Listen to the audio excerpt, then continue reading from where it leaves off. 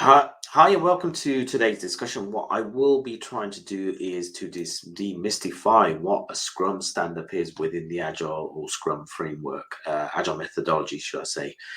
Um, what I will be covering is basically a very brief description of what a Scrum stand-up is, what is the purpose of a Scrum meeting, and a bit of a summary on that, and what is the structure and format that the Scrum stand-up should be, and some of the best practices. And finally, I'll be covering some of the challenges that you face when you are doing some Scrum stand-ups. So without delay, let's crack on. So basically, what is a Scrum stand-up? Now, Scrum stand-up is also known as a daily stand-up or a daily Scrum. It's a short and focused meeting, time boxed within the agile methodology. Specifically in Scrum, this is a key component of the Scrum framework and is typically held at the same time in the same place every day. So, what is the purpose of a Scrum stand-up? Now, during the stand-up, the Scrum teams gather to provide updates of their progress. And the Scrum team is, anybody who's part of the project effectively. And traditionally, the software would be the developer, the product owner, etc. And here they discuss the challenges or impediments that they are facing and align their activities for the day. The meeting aim is to promote transparency, collaboration, accountability among the team members. And one of them, it's really important that they are communicating, collaborating transparently in these stand-ups because it's the whole basis of Scrum and Agile. It encourages good team coordination, synchronizes the team activities, and allows good progress tracking as part of the whole delivery. Next is, what is the structure and format of a Scrum stand-up? So when we got the team gathered together, there are three questions each individual should answer. The first question is, what did I accomplish since the last stand-up? Give a brief, straight to the point summary. Secondly, what am I planning to work on today? Again, keep it brief and to the point. And finally, are there any impediments or blockers that are hindering my progress, which needs to be covered? Again, it is covered very briefly, and any detailed discussions are done outside of the stand-up.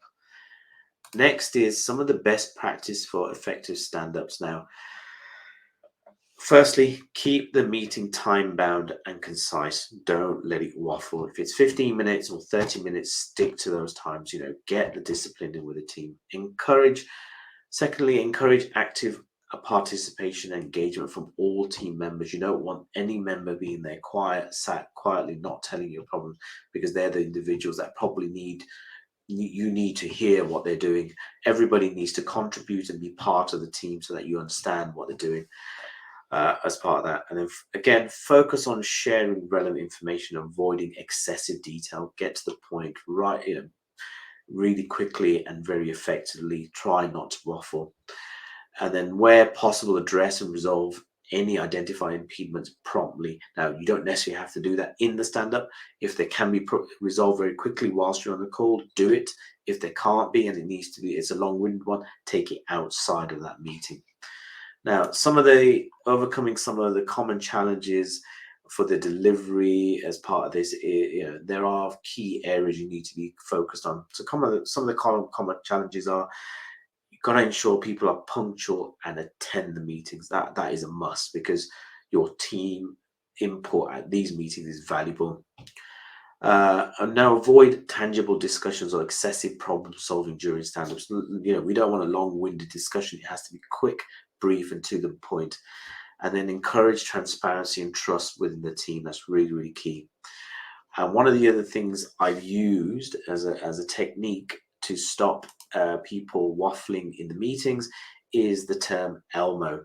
And ELMO stands for enough, let's move on. Now, this term can be used by everybody within the team, not just the Scrum Master, product owner, whoever within that team.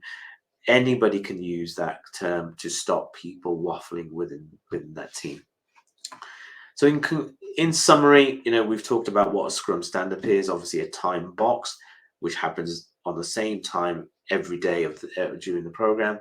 It's the purpose is to make sure that teams are collaborating and we're all on the same page, and that we're tracking progress and making sure that everybody's is pushing the delivery or the product delivery forward. And again, don't forget the 3 questions that within the Scrum meeting. What did you accomplish before the stand-up? What are you planning to do for that day? And what potential blockers or impediments do you have?